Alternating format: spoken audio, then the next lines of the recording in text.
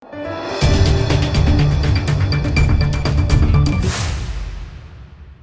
દર્શક મિત્રો, આપ જોઈ રહ્યા છો લોકમૈત્રી ન્યૂઝ. હું છું એન્કર અર્પિતા પટેલ. હવે જોઈએ અગત્યના સમાચાર. વડોદરા મહાનગરપાલિકા ખાતે બજેટ અંગેની સામાન્ય સભા યોજાઈ હતી, જેમાં ચાલુ સભામાં શિવજીની સવારીના ખર્ચના મુદ્દાને લઈને બોલાચાલી થઈ હતી. વડોદરા મહાનગરપાલિકામાં સભા હોલ ખાતે આજથી બજેટ અંગે ચર્ચા કરવા માટે સભા શરૂ થઈ છે. બજેટની ચર્ચા શરૂ થતાં જ ભાજપા દ્વારા સસ્પેન્ડ કરાયેલા કોર્પોરેટર અલ્પેશ લીંબચિયા ઉશ્કેરાયા હતા. વડોદરા કોર્પોરેશનની સામાન્ય સભા સ્ટેન્ડિંગ કમિટીએ મોકલેલા કરદર વગરના બજેટને મંજૂરી આપવા આજથી સભા શરૂ થઈ છે.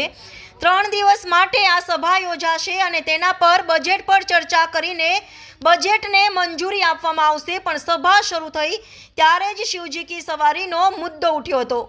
વડોદરામાં દર વર્ષે મહાશિવરાત્રિએ પર્વે યોજાતી શિવજી કી સવારીના ખર્ચાના મુદ્દે વિવાદ શરૂ થયો છે. વાસ્તવમાં 2023માં જ્યારે શિવજી કી સવારી અને તે સંલગ્ન યોજાયેલા કાર્યક્રમનો ખર્ચો રાજ્ય સરકારની ગ્રાન્ટમાંથી કાઢવાનો હતો, પણ સરકારે ગ્રાન્ટ આપવાનો ઇનકાર કરી દેતા પાલિકાના કમિશનરે અંદાજિત 1 કરોડનો ખર્ચો ચૂકવવા સ્ટેન્ડિંગ કમિટીમાં દરખાસ્ત કરી હતી. જોકે સ્ટેન્ડિંગ કમિટીએ આ ખર્ચો કરવાની દરખાસ્તને મુલતવી રાખી દીધી હતી. હવે આ મામલે આજે બજેટની મંજૂરી આપવા માટે વડોદરા કોર્પોરેશનની સામાન્ય સભા મળી, ત્યારે ભાજપના જ પૂર્વ નેતાએ ભારો હોબાળો મચાવ્યો હતો. શિવજી કી સવારીના ખર્ચનો મુદ્દો હવે વડોદરા ભાજપના આંતરિક રાજકારણમાં અટવાઈ ગયો છે અને રાજકીય ઊંસાતુસીમાં ફેરવાઈ ગયો છે. અંદરખાને ભાજપના જ કેટલાક આગેવાનો એમ કહીને આ ખર્ચાનો વિરોધ કરે છે કે કોર્પોરેશન માંડ પોતાનું પૂરું કરે છે તો ધાર્મિક કાર્યક્રમનો ખર્ચો કેવી રીતે ઉઠાવશે.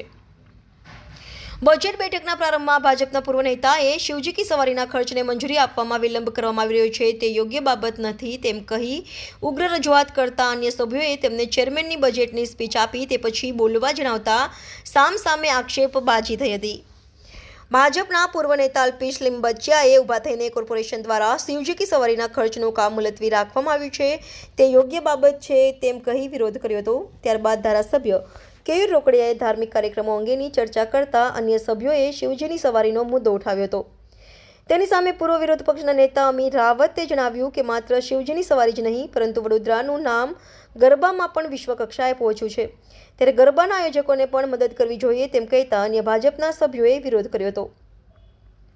શહેરમાં એવી પણ ચર્ચા ચાલી રહી છે કે કોર્પોરેશન જો શિવજી કી સવારીનો ખર્ચો ઉઠાવે છે તો અન્ય ધાર્મિક બાબતોનો પણ ખર્ચો ઉઠાવવો જોઈએ. વડોદરા મહાનગરપાલિકાએ તાજેતરમાં 1 કરોડના ખર્ચની દરખાસ્તને પરત મોકલી દેતા મોટો વિવાદ સર્જાયો છે. આજે સામાન્ય સભા ચાલુ થતાં જ અલ્પેશે શિવજી કી સવારીની દરખાસ્ત મંજૂર કરવા અંગે ચર્ચા કરવાનું કહેતા જ મામલો ઉશ્કેરાયો હતો. Bureau report, Lokmaitri news, Vadodara. ગમ્યું ના ગમ્યું એમનો વિષય હશે, પણ મેં મારા અંતરાત્માનો અવાજ રજૂ કર્યો છે.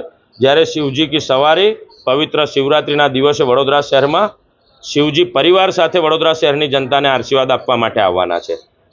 મુખ્યમંત્રી શ્રી ગયા વર્ષે આવીને કાર્યક્રમમાં શોભા વધારી હોય અને વડોદરા શહેરની સ્ટેન્ડિંગ કમિટીમાં આવી દરખાસ્ત મુલતવી થાય કેટલી દુઃખદ બાબત છે.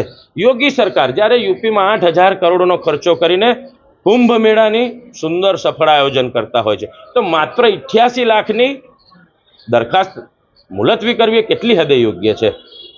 જ્યારે સત્યમ શિવમ સુંદરમ ટ્રસ્ટના પ્રણેતા આદરણીય ધારાસભ્ય શ્રી યોગેશ કાકાએ 2013થી કોર્પોરેશનને સોંપ્યું હોય અને એમાં બી વિવાદ કરવો એ કેટલી હદે યોગ્ય છે.